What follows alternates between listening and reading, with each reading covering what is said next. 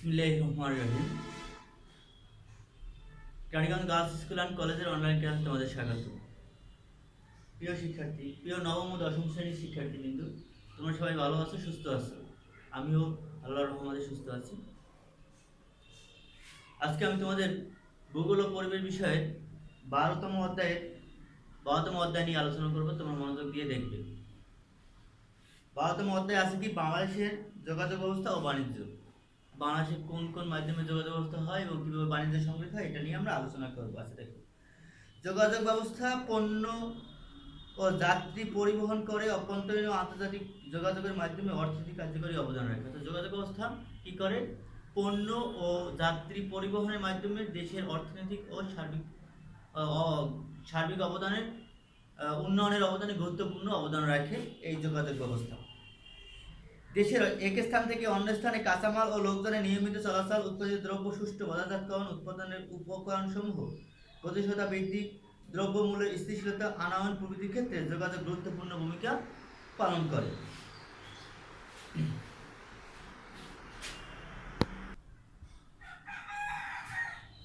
বলছে কি, একটি দেশের পণ্য পরিবহন, একটি দেশের যাত্রী সেবা, অভ্যন্তরীণ মাল এক স্থান থেকে অন্য স্থানে পরিবহন, উপকরণসমূহ এবং উৎপাদিত উৎপাদিত দ্রব্যসমূহ এক স্থান থেকে অন্য স্থানে পরিবহন, বৃদ্ধি, দ্রব্যমূল্য স্থিতিশীল আনয়ন প্রভৃতির ক্ষেত্রে যোগাযোগ ব্যবস্থা একটা গুরুত্বপূর্ণ ভূমিকা পালন করে।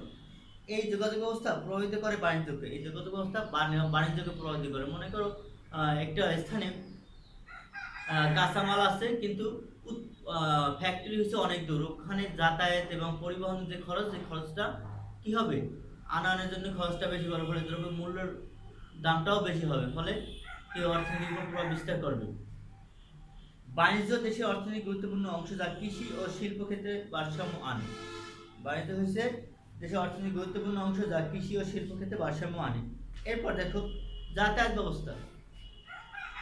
যাতায়াত ব্যবস্থা বলতে আমরা বিভিন্ন স্থানে যোগাযোগের মাধ্যম এবং মালপত্র ও লোক চলাচলের মাধ্যমকে বুঝিয়ে থাকি। অর্থাৎ এক স্থান থেকে অন্য স্থানে যাওয়ার জন্য যে মাধ্যমটার নাম হচ্ছে যাতায়াত ব্যবস্থা। বাংলাদেশের যাতায়াত ব্যবস্থাকে কয় ভাগে ভাগ করা হয়?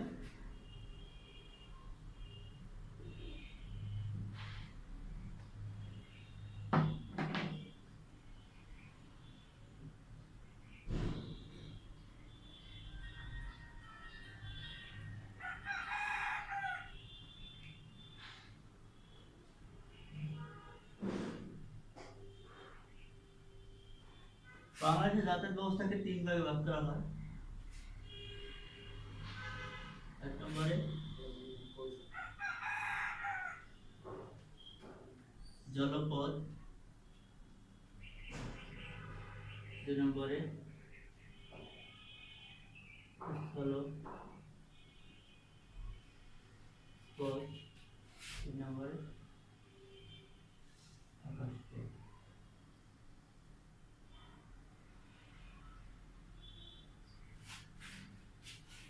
তাহলে আমরা যাতায়াত ব্যবস্থাকে 3টে ভাগে ভাগ করা হয়। এখন স্থলপথকে 1 নম্বরে স্থলপথ লিখি, 2 নম্বরে জলপথ লিখি। 1 নম্বরে স্থলপথ, 2 নম্বরে জলপথ, 3 নম্বরে আকাশপথ। আচ্ছা দেখো, তাহলে স্থলপথকে আবার কয়েকটি ভাগে ভাগ করা হয়। স্থলপথকে দুই ভাগে ভাগ করা হয়। 1 নম্বরে স্থলপথকে আবার 2টি ভাগে ভাগ করা হয়, সড়কপথ এবং রেলপথ। সড়কপথ এবং রেলপথ। এখন সড়কপথকে আমরা কয়েকটি ভাগে দেখো। সড়কপথ হচ্ছে কি কি সড়কপথ আছে? 1 নম্বরে জাতীয় মহাসড়ক, 1 নম্বরে জাতীয় মহাসড়ক, আঞ্চলিক মহাসড়ক, কাঁচা সড়ক। জাতীয়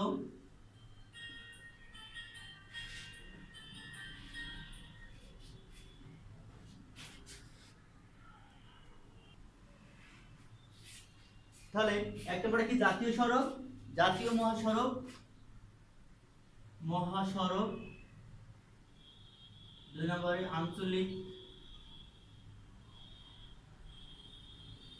আঞ্চলিক মহাসড়ক, 3 নম্বরে হচ্ছে কাঁচা রাস্তা।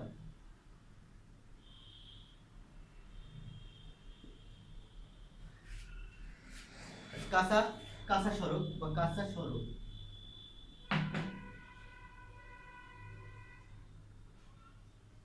রেলপথকে আবার কয়েকটি রেলপথ হচ্ছে মিটার গেজ, ডুয়েল গেজ আর হচ্ছে ব্রড গেজ। মিটার গেজ,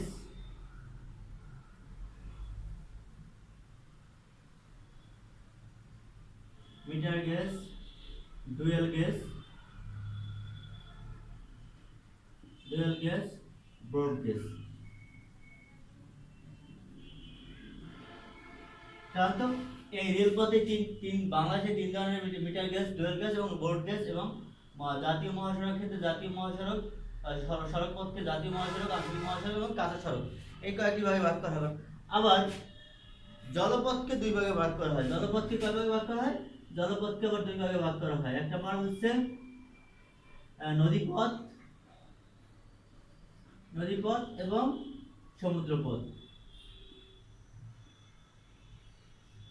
আমরা এগুলো নিয়ে এখন বিস্তারিত আলোচনা করবো। দেখো, সড়ক পথ উৎপাদিত কৃষিপণ্য বন্টন, দ্রুত বাজার ব্যবস্থা উন্নতির জন্য সড়ক পথ অত্যন্ত গুরুত্বপূর্ণ। অর্থাৎ এক স্থান থেকে অন্য স্থানে দ্রুত পরিবহন করার জন্য এই জাতীয় সড়ক পথ অত্যন্ত গুরুত্বপূর্ণ ভূমিকা পালন করে। রেলপথের মাঝে যোগাযোগ ব্যবস্থা সব স্থানে যোগাযোগ সম্ভব হয় না, তাই সড়ক পথ থাকা প্রয়োজন। কাঁচা সড়ক গড়ে তোলার জন্য, সড়ক পথ গড়ে তোলার জন্য নিম্নোক্ত ভৌগোলিক অবস্থা প্রয়োজন। কি কি? অনুকূল অবস্থা, একটা প্রতিকূল অবস্থা। প্রতিকূল অবস্থায় সড়ক পথ নির্মাণ করা অনেক কঠিন হয়, অনেক ব্যয়বহুল হয়, অনেক সময়সাধ্য ব্যাপার হয়। কিন্তু অনুকূল পরিবেশ যেখানে আছে, প্রতিকূল পরিবেশে, সে অনুকূল পরিবেশে সড়ক পথ তৈরি করা ভালো। সড়ক পথ তৈরি করা সহজসাধ্য এবং ব্যয়বহুল কম হয়। সড়ক পথ যেমন সমতল ভূমি, সমতল ভূমি সড়ক পথ গড়ে ওঠার জন্য অত্যন্ত প্রয়োজন। এজন্য ঢাকা, খুলনা, চট্টগ্রাম, সিলেট অঞ্চলে অনেক সড়ক পথ গড়ে ওঠে। মৃত্তিকার গঠন, মৃত্তিকার বুনন যদি স্থায়ী বা মজবুত হয় তবে বৃষ্টিপাত কম হয়, বৃষ্টিপাতে কম ক্ষয় হয় এবং শক্ত মৃত্তিকার উপর সড়ক পথ গড়ে উঠলে তা অনেকদিন স্থায়ী থাকে। এরপর দেখো, সড়ক পথ গড়ে ওঠার প্রতিকূল অবস্থা কি কি, প্রতিকূল কি কি বাধা বিপত্তি থাকে। দেখো, বন্ধুর ভূপ্রকৃতি, যেখানে সমতল ভূমিটার সমন্বয়, যেগুলো যেখানে সড়ক পথ তৈরি করা সমন্বয় উঁচু নিচু, অর্থাৎ বন্ধুর প্রকৃতি, সেখানে সড়ক পথ তৈরি করা কষ্টসাধ্য ব্যাপার। ভূমির ডাল, ডালযুক্ত স্থানে সড়ক পথ গড়ে তোলা কষ্টকর এবং ব্যয়বহুল, এতে গাড়ির জ্বালানি খরচ বেশি হয়, অর্থাৎ বেশি ডাল সড়ক পথ তৈরির ক্ষেত্রে বাধা স্বরূপ। এজন্য বাংলাদেশের দক্ষিণ পূর্ব অঞ্চলের সড়ক পথ ঘনত্ব খুবই কম। বাংলাদেশের সড়ক পথ বসতি বিন্যাসের উপর নির্ভর করে অপরিকল্পিত গড়ে ওঠে। বাংলাদেশের সড়ক পথগুলো বসতির উপর নির্ভর করে, যেখানে বসতি বেশি সেই স্থানে সড়ক পথের পরিমাণটাও বেশি, কারণ সড়ক পথে মানুষ যাতায়াত করা হয়, সড়ক পথে পণ্য পরিবহন করা হয়, এক স্থান থেকে অন্য স্থানে আনা নেওয়া করার জন্য সড়ক পথ অত্যন্ত গুরুত্বপূর্ণ একটা বিষয়। অধিকাংশ সড়ক স্থানীয় যোগাযোগ রক্ষার জন্য রেলপথ ও নৌপথের পরিপূরক হিসাবে নির্মিত হয়েছে। সাধারণত কাঁচা সড়কগুলোকে উন্নত করে পাকা সড়ক করা হয়। সড়ক ও জনপথ অধিদপ্তর রিপোর্ট অনুযায়ী বিভিন্ন শ্রেণীর সড়ক পথের পরিমাণ সারণীতে দেওয়া হলো। দেখো, বাংলাদেশে 2012, 13, 14 এবং 18 সালে সড়ক পথের পরিমাণ দেওয়া আছে। জাতীয় মহাসড়ক 2012 সাল ছিল 3,538 বর্গ কিলোমিটার, 38 কিলোমিটার। আর 2014 সালে ছিল 3,544 কিলোমিটার, 2018 সালে 3,813 কিলোমিটার। আঞ্চলিক মহাসাগর 2012 সালে ছিল 4,276 কিলোমিটার, 2014 সালে ছিল 4,278 কিলোমিটার, আর 2018 সালে 4,247 কিলোমিটার। ইট বা কাঁচা সড়ক 2012 সালে ছিল 13,458 কিলোমিটার, 2014 সালে ছিল 13,659 কিলোমিটার, 2018 সালে ছিল 13,242 কিলোমিটার। তাহলে মোট কাঁচা সড়কের পরিমাণ 2012 সালে ছিল 21,272 কিলোমিটার, 2014 সালে ছিল 21,481 কিলোমিটার, 2018 সালে ছিল মোট কত?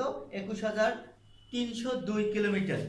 দেখো, বাংলাদেশের সড়ক পথ বৃষ্টি, বর্ষা প্রভৃতি দ্বারা প্রভাবিত হয়, ফলে কাঁচা সড়ক ও আঞ্চলিক সড়কগুলো ক্ষতিগ্রস্ত হয়। বৃষ্টির সময় পানি জমে ওখানে গাড়ি চলাচল করলে এটা কি ক্ষতিগ্রস্ত হয় অথবা ভেঙে পড়ে, বিভিন্নভাবে ক্ষতিগ্রস্ত হতে পারে, যার ফলে সারা বছরই সড়ক পথ মেরামত করতে হয়। এছাড়া নদী বিদ্যুৎ হয়, কালভার্ট নির্মাণ মেরামত করতে সড়ক পথের বাধা হিসেবে কাজ করে। এখন দেখো, বাংলাদেশের সাথে কোথায় কোথায় সড়ক পথে যোগাযোগ রয়েছে। ঢাকা থেকে আরিচা, নগরবাড়ি হয় পাবনা, রাজশাহী, বগুড়া, রংপুর, দিনাজপুর, তেতুলিয়া। ঢাকা থেকে দৌলতদিয়া হয় ফরিদপুর, কুষ্টিয়া, যশোর, খুলনা, বরিশাল প্রভৃতি জেলায়। ঢাকা থেকে টাঙ্গাইল, জামালপুর, নেত্রকোনা, ময়মনসিংহ জেলা।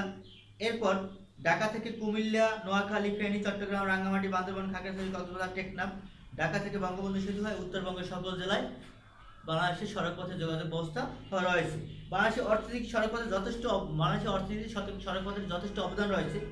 বর্তমানে সড়কপথের উন্নয়নের জন্য যমুনা নদীর উপর বঙ্গবন্ধু সেতু গুরুত্বপূর্ণ ভূমিকা পালন করে। সড়কপথ সারা দেশের জালের মতো ছড়িয়ে আছে, তাই এদেশের সকল স্থানে সড়কপথে যাওয়া যায়। বাজার ব্যবহার উন্নতি, সুষম অর্থনৈতিক উন্নয়ন, কৃষি উন্নয়ন, বন্টন, শিল্প উন্নয়ন, ব্যবসা বাণিজ্যের উন্নতি, কর্মস্থানের প্রগতির ক্ষেত্রে সড়কপথ যথেষ্ট গুরুত্বপূর্ণ ভূমিকা রাখে। অর্থাৎ বাজার ব্যবস্থা উন্নত, সুষম অর্থনৈতিক বন্টন, তারপর স্বল্প পরিবহনের জন্য সড়কপথ অত্যন্ত গুরুত্বপূর্ণ একটা মাধ্যম হিসেবে কাজ করে। এরপর দেখো, এরপর আছে কি রেলপথ। রেলপথ সাধারণত বাংলাদেশের সব জেলায় রেলপথ নেই। সাধারণত বরিশাল অঞ্চলে, বরিশাল ডিভিশনে রেলপথ নেই, মাদারীপুর জেলায় রেলপথ নেই। এখন রেলপথ গড়ে ওঠার জন্য কি কি কারণ দরকার দেখো। বাংলাদেশের রেলপথের পরিমাণ অল্প হলেও ভারী পণ্য পরিবহন, শিল্প, কৃষিজ দ্রব্য, শ্রমিক পরিবহনের ক্ষেত্রে গুরুত্বপূর্ণ ভূমিকা পালন করে রেলপথ। রেলপথ কোন কোন রেলপথ আছে দেখো। 3 ধরনের রেলপথ আছে: metre gauge, dual gauge, broad gauge. Metre gauge, dual gauge, broad gauge. এখন দেখো, মিটার গেজ রেলপথ যমুনা নদীর পূর্বাংশ ঢাকা ও চট্টগ্রাম সিলেট বিভাগে 1843 কিলোমিটার এটার দৈর্ঘ্য। এরপর আছে ডুয়েল গেজ, জামতল থেকে জয়দেবপুর পর্যন্ত 375 কিলোমিটার দৈর্ঘ্য এটার। আর ব্রড গেজ, যমুনা নদীর পশ্চিম অংশ রাজশাহী, খুলনা বিভাগে সবচেয়ে বেশি, এটা 600, দ্বিতীয় নম্বর আছে 659 কিলোমিটার। রেলপথ গড়ে ওঠার পিছনে কি কি কারণ আছে, রেলপথ গড়ে ওঠার অনুকূল অবস্থা কি আর প্রতিকূল অবস্থা কি, এটা নিয়ে আলোচনা করবো। দেখো, সমতল ভূমি রেলপথ নির্মাণের জন্য অত্যন্ত সুবিধাজনক। এতে খরচ কম হয়, সহজে নির্মাণ করা যায়। বাংলাদেশের বেশিরভাগ সমতল ভূমি, এজন্য পাহাড়ি বনাঞ্চল, জলভূমি ছাড়া প্রায় সব অঞ্চলেই কি রয়েছে, এই যে রেলপথ রয়েছে। সমুদ্রের অবস্থান, সমুদ্র উপকূল অঞ্চলে বন্দর গড়ে ওঠে। এই বন্দরের কারণে অন্যান্য সমস্যা থাকলেও রেলপথ গড়ে ওঠে। এজন্য চট্টগ্রাম পাহাড়ি অঞ্চল বাদ দিয়ে বন্দরকে কেন্দ্র করে সমতল ভূমি গড়ে উঠছে। এরপর রেলপথ গড়ে ওঠার প্রতিকূল অবস্থাটা কি কি? প্রতিকূল অবস্থা বিরাজ করে। উঁচু নিচু বন্দর ভূপ্রকৃতির জন্য পার্বত্য এলাকায় রেলপথ নির্মাণ অত্যন্ত ব্যয়বহুল এবং কষ্টসাধ্য ব্যাপার। এখানে জ্বালানি খরচ বেশি হয়। এখানে মৃত্তিকার বুনন শক্ত না হওয়ার ফলে এখানে যে কোনো সময় দুর্ঘটনা ঘটতে পারে। মিটার গেজ, 1 মিটার প্রস্থ ও মিটার গেজ এবং 1.68 মিটার প্রস্থ রেলপথ হচ্ছে ডুয়েল গেজ নামে পরিচিত। 1 মিটার প্রস্থকে মিটার গেজ এবং 1.68 মিটার প্রস্থকে কি ডুয়েল গেজ নামে, ব্রড গেজ নামে পরিচিত। অর্থাৎ 1 মিটার যে প্রস্থ রেলপথ আছে এটাকে বলা হয় মিটার গেজ, এবং 1.6 মিটার প্রস্থ যে রেলপথ রয়েছে এটাকে বলা হয় ব্রড গেজ। বর্তমানে তিস্তা মুখঘাট ও বাহাদুরাবাদ ঘাট, সিরাজগঞ্জ ও জগন্নাথের মধ্যে 2টি রেলওয়ে ফেরি চালু রয়েছে। ঢাকার কমলাপুর দেশের বৃহত্তম রেল স্টেশন। বাংলাদেশের কমলাপুর রেল স্টেশন বাংলাদেশের সবচেয়ে বড় রেল স্টেশন। ঢাকা থেকে দেশের সকল গুরুত্বপূর্ণ শহরে রেল যোগাযোগে যাতায়াত করা যায়। বাংলাদেশের সর্বমোট 474টি রেল স্টেশন আছে। বাংলাদেশের মোট কয়টি রেল স্টেশন আছে? 474টি। উৎস বাংলাদেশ পরিসংখ্যান পকেট বুক 2017। কৃষিপণ্য বাজারজাতকরণ, কাঁচামাল ও জনসাধারণ নিয়মিত চলাচল, উৎপাদিত পণ্যের বাজারজাতকরণ, শ্রমিক স্থানান্তর, কর্মসংস্থান ইত্যাদি সুষম অর্থনৈতিক উন্নয়নের জন্য রেলপথ গুরুত্বপূর্ণ ভূমিকা অবদান রাখে। অর্থাৎ কৃষি পণ্য যাতায়াত করার জন্য, শিল্প পণ্য এক স্থান থেকে অন্য স্থানে নেওয়ার জন্য, তারপর হচ্ছে পণ্য পরিবহন করার জন্য, তারপর শ্রমিক পরিবহন করার জন্য, সুষম অর্থনৈতিক উন্নয়নের জন্য রেলপথের গুরুত্ব অত্যন্ত বেশি। বাংলাদেশের রেলওয়ে বাণিজ্যিক ও আর্থিক সফলতা অর্জনে সরকার বিভিন্ন প্রকল্প হাতে নিয়েছে। এসব প্রকল্প বাস্তবায়ন হলে বাংলাদেশের রেলওয়ে একটি যুগোপযোগী আধুনিক যোগাযোগ ব্যবস্থায় পরিণত হবে। জলপথ কি? জলপথকে প্রধানত 2টি ভাগে ভাগ করা, একটা হচ্ছে নদীপথ আর একটা সমুদ্রপথ। নদীপথ হচ্ছে কি? একটি দেশের অভ্যন্তরের মাধ্যমে এক স্থান থেকে অন্য স্থানে পণ্য পরিবহন করার জন্য সাধারণত নদীপথ গড়ে উঠেছে। নদীপথে কিন্তু ব্যয়বহুল কম এবং সময় সাপেক্ষ বেশি, কিন্তু সাশ্রয়ী। অর্থাৎ এখানে তোমার পণ্য পরিবহন এবং যাত্রী পরিবহনের ক্ষেত্রে তোমার যে খরচ, এই খরচটা খুব অন্যান্য সড়ক পথ এবং রেলপথের থেকে কম হয় এবং ভারী পণ্য পরিবহন করা যায়। এখানে আর নদীপথে কোনো নির্মাণ খরচ নেই, জলপথে কোনো নির্মাণ খরচ নেই, এই জন্য এখানে পণ্য পরিবহন সহজ এবং পণ্য পরিবহনের কস্টটা খুব কম। বাংলাদেশে নৌপথ সুলভ পরিবহন যাতায়াত ব্যবস্থা। নৌপথ বাংলাদেশের সুলভ পরিবহন যাতায়াত ব্যবস্থা অসংখ্য নদী ও খাল বিলের সমন্বয়ে গঠিত প্রায় 8,400 কিলোমিটার দীর্ঘ অভ্যন্তরীণ নৌপ জলপথ আছে। এর মধ্যে প্রায় 5,400 কিলোমিটার সারা বছর নৌ চলাচল, অর্থাৎ মোট আছে কত 8,400, এর মধ্যে 5,400 হচ্ছে সারা বছর নৌ চলাচল করতে পারে, বাকি যে 3,000, এই 3,000 শুধু বর্ষার সময় নৌ চলাচল করতে পারে, কারণ শুকনো মৌসুমে শুকিয়ে যায়। বাংলাদেশে লঞ্চঘাট এবং ফেরিঘাট, বাংলাদেশে 380টি লঞ্চঘাট রয়েছে এবং ফেরিঘাট আছে 53টি। এবার নদীবন্দর, বাংলাদেশে কোথায় কোথায় নদীবন্দর রয়েছে দেখো। নদীবন্দর ঢাকা, নারায়ণগঞ্জ, মুন্সিগঞ্জ, গোয়ালন্দ, বরিশাল, খুলনা, ভৈরব, আশুগঞ্জ, মোহনগঞ্জ, চাঁদপুর, ঝালকাঠি, আরিচা, আজমিরগঞ্জ, মাদারীপুর উল্লেখযোগ্য নদীবন্দর রয়েছে। কোথায় কোথায়? ঢাকা, চাঁদপুর, খুলনা, বরিশাল, নারায়ণগঞ্জ, মোহনগঞ্জ, ঝালকাঠি, আরিচা প্রভৃতি নদীতে কি রয়েছে? এই যে নদীবন্দর রয়েছে। বাণিজ্য পণ্য যাত্রী পরিবহন করে বাংলাদেশের নদীপথ ও নৌপথ অর্থনৈতিক গুরুত্বপূর্ণ অবদান রাখে। এরপর দেখো সমুদ্রপথ, এটা নদীপথ। এবার সমুদ্রপথ কি? সমুদ্রপথ হচ্ছে সাধারণত অভ্যন্তরীণ চাহিদা পূরণ করার পরে পণ্য অন্য দেশ থেকে আমদানি এবং অভ্যন্তরীণ চাহিদা পূরণ করার পরে যে উদ্বৃত্ত পণ্য থাকে এটা বিদেশে রপ্তানি করার জন্য। যদি আকাশপথ ব্যবহার করি, আকাশপথ ব্যবহার করার খরচ বেশি হয়, ফলে আমরা কি করি, আর বেশি ভারী পণ্য আকাশপথে পরিবহন করার জন্য আমরা জলপথ অর্থাৎ সমুদ্রপথ ব্যবহার করে থাকি। সমুদ্রপথ গড়ে ওঠার জন্য দেশের পার্শ্বে অবশ্যই সমুদ্র অবস্থান থাকা দরকার। শুধু সমুদ্র থাকলেই হবে না, তার ভৌগোলিক কিছু বৈশিষ্ট্য থাকা দরকার, যা থাকলে সমুদ্র বন্দর গড়ে তোলা যাবে। বন্দর গড়ে উঠলে তবে সমুদ্রপথ উন্নতি লাভ করবে। পোতাশ্রয় কি? সমুদ্রের সময় বিভিন্ন ঝড় ঝাপটা নেমে হতে পারে, তখন সমুদ্রগামী যে জাহাজগুলো যেখানে গিয়ে আশ্রয় গ্রহণ করবে, এই আশ্রয় গ্রহণের স্থানটার নাম হচ্ছে পোতাশ্রয়। ঝড় থেকে রক্ষা পাওয়ার জন্য যেখানে আশ্রয় গ্রহণ করে ওটা হচ্ছে পোতাশ্রয়। অর্থাৎ বাংলাদেশে সমুদ্র সৈকতের, চট্টগ্রাম সমুদ্র সৈকত, কর্ণফুলী নদীতে বাংলাদেশ সমুদ্র সৈকতের পোতাশ্রয়। এরপর পশুর নদী হয়েছে খুলনা বন্দরের, মংলা বন্দরের পোতাশ্রয়। উপকূলের গভীরতা, অর্থাৎ সমুদ্র বন্দর গড়ে ওঠার জন্য সমুদ্র উপকূলের গভীরতা প্রয়োজন হয়। গভীরতা কম হলে সমুদ্রগামী জাহাজ এখানে নোঙর করতে পারে না। সুবিস্তর সমভূমি, অর্থাৎ বন্দর যেখানে তৈরি হবে সেখানে আশেপাশে এলাকা বিশাল সমভূমি দরকার, কারণ পণ্য পরিবহন করার জন্য, পণ্য আনয়ন করার জন্য, পণ্য নেওয়ার জন্য ওখানে ওই পণ্য মজুত করার জন্য অত্যন্ত বেশি পরিমাণ জায়গা দরকার। দেশের অভ্যন্তরে আন্তর্জাতিক বাণিজ্য জলপথ তথা নৌপথ ও সমুদ্রপথে গুরুত্বপূর্ণ ভূমিকা পালন করে। বাংলাদেশে 3টি সমুদ্র বন্দর রয়েছে, চট্টগ্রাম, মংলা এবং পটুয়াখালী। বাংলাদেশে এই 3টি সমুদ্র বন্দর রয়েছে কি? চট্টগ্রাম, মংলা এবং পায়রা সমুদ্র বন্দর, পটুয়াখালী যেটা অবস্থিত। চট্টগ্রাম বন্দর হচ্ছে চট্টগ্রাম অবস্থিত, মংলা বন্দর খুলনা অবস্থিত। চট্টগ্রাম বন্দর কর্ণফুলী নদীর তীরে অবস্থিত, মংলা বন্দর পশুর নদীর তীরে অবস্থিত, পায়রা বন্দর পায়রা নদীর তীরে অবস্থিত। চট্টগ্রাম বন্দর দিয়ে দেশের মোট আমদানি 85% ও রপ্তানি 80% বাণিজ্য সম্পূর্ণ হয়। মংলা বন্দর দিয়ে মোট রপ্তানি 13% এবং আমদানি 8% সম্পূর্ণ হয়ে থাকে। আকাশপথ, দ্রুত এক স্থান থেকে অন্য স্থানে যাওয়ার জন্য আমরা আকাশপথ ব্যবহার করে থাকি। যুদ্ধ বিগ্রহ, দুর্ভিক্ষ প্রভৃতি জাতীয় দুর্যোগের সময় আকাশপথ এক গুরুত্বপূর্ণ অবদান রাখে। বর্তমানে আকাশপথ বাদ দিয়ে সমগ্র বিশ্বের সঙ্গে যোগাযোগ ব্যবস্থা কল্পনা করা যায়। অর্থাৎ বর্তমানে যে তথ্য প্রযুক্তির যুগ, এই তথ্য প্রযুক্তির যুগে আকাশপথকে বাদ দিয়ে বিশ্ব অর্থনীতি, বিশ্ব উন্নতি, এক দেশের অন্যের সাথে যোগাযোগ ব্যবস্থা রক্ষা করা কল্পনা করা যায় না।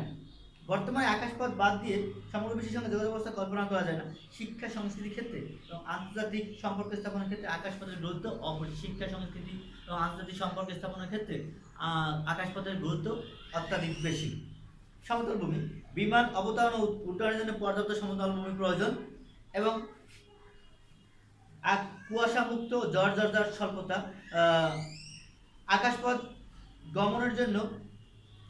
আকাশপথের জন্য কুয়াশা মুক্ত ঝড় মুক্ত বন্দর প্রয়োজন হয়। বিমানের অভ্যন্তরে সার্ভিস কোথায় কোথায় রয়েছে দেখো।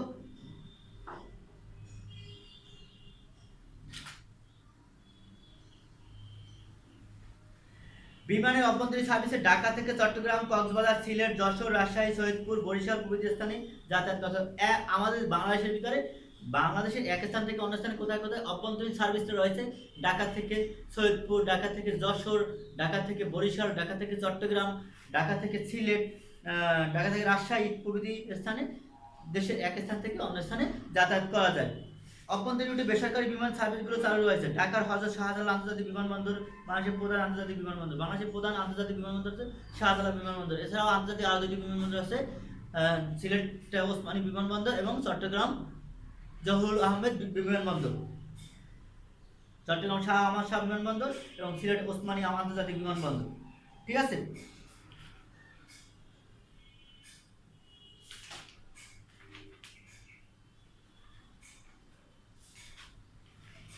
এবার দেখো বাণিজ্য।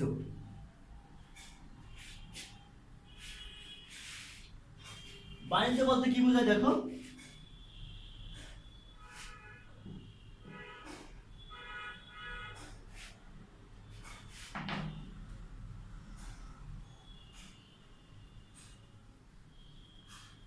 বাণিজ্য হচ্ছে মানুষের অভাব ও চাহিদা মেটানোর জন্য উদ্দেশ্য পণ্যদ্রব্য ক্রয় বিক্রয় ও আধুনিক আনুষঙ্গিক কাজে বলি হচ্ছে বাণিজ্য।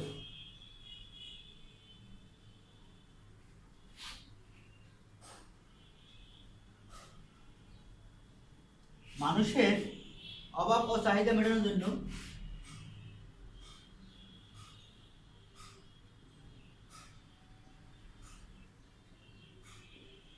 মানুষের অভাব ও চাহিদা মেটানোর জন্য পণ্যদ্রব্য পরিবহন মেটানোর জন্য পণ্যদ্রব্য ক্রয় বিক্রয় এবং আনুষঙ্গিক কার্যাবলী পণ্যদ্রব্য জন্য পণ্য দ্রব্য ক্রয় বিক্রয় ও আনুষঙ্গিক কার্যক্রমই হলো বাণিজ্য।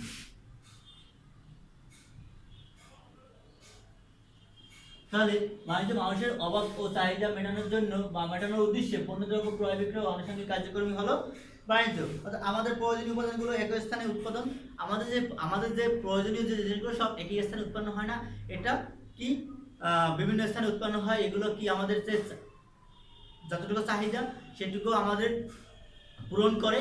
উদ্বৃত্ত পণ্য বিদেশে রপ্তানি করা হয় এবং আমাদের যতটুকু জিনিস প্রয়োজন সেই জিনিসটুকু বিদেশ থেকে আমদানি করা হয়। এই যে আমদানি এবং রপ্তানি করার যে মাধ্যমটা, এটাই হচ্ছে কি বাণিজ্য। এখন বাণিজ্যকে দুই ভাগে ভাগ করা হয়। বাণিজ্য দুই ভাগে ভাগ করা হয়।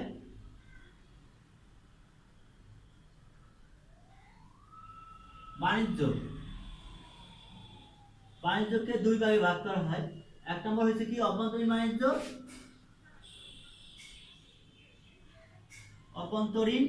বাণিজ্য, দুই নম্বর হচ্ছে আন্তর্জাতিক বাণিজ্য।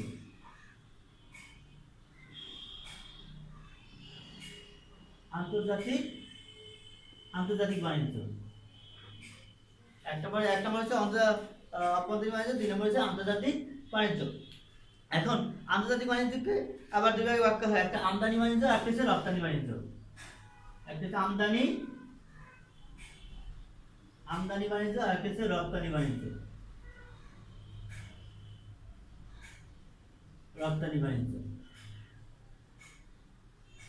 তাহলে একটা হচ্ছে আমদানি বাণিজ্য, একটা হচ্ছে রপ্তানি বাণিজ্য।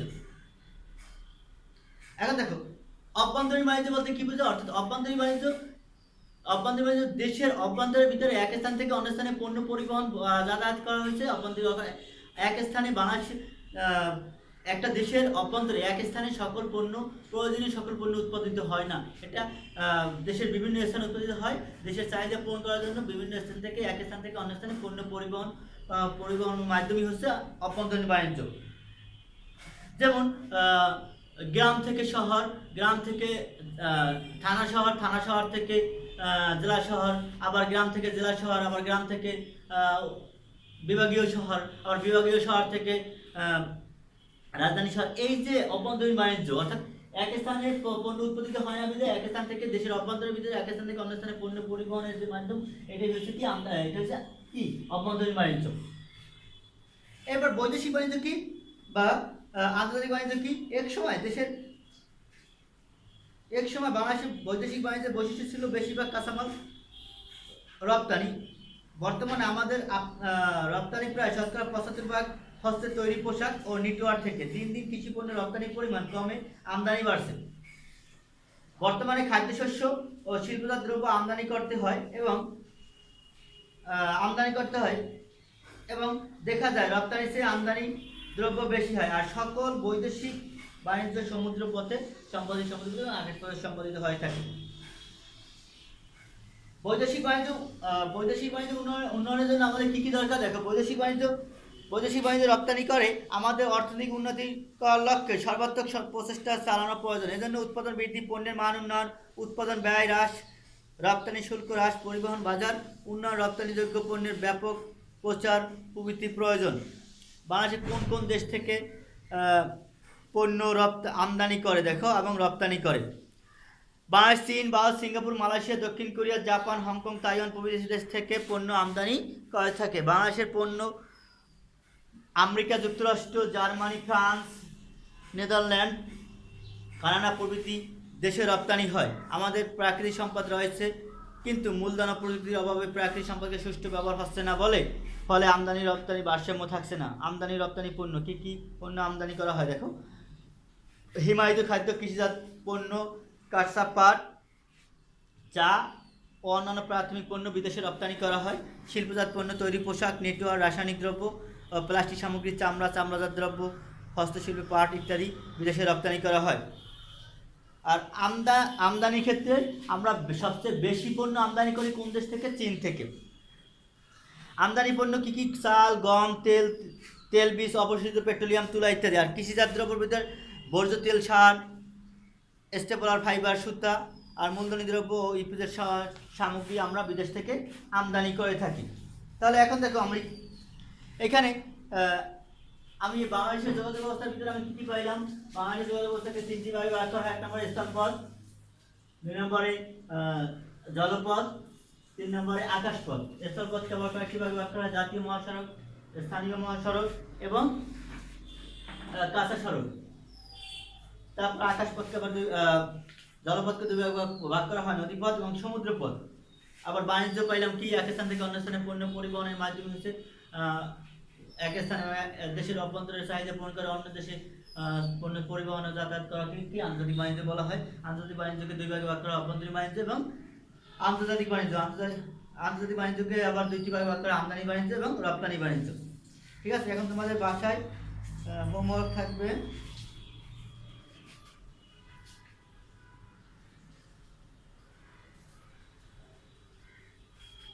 বাড়ির কাজ থাকবে।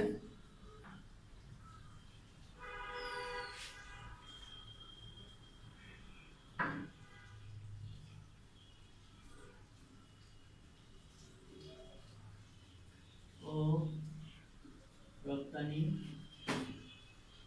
বাণিজ্য বলতে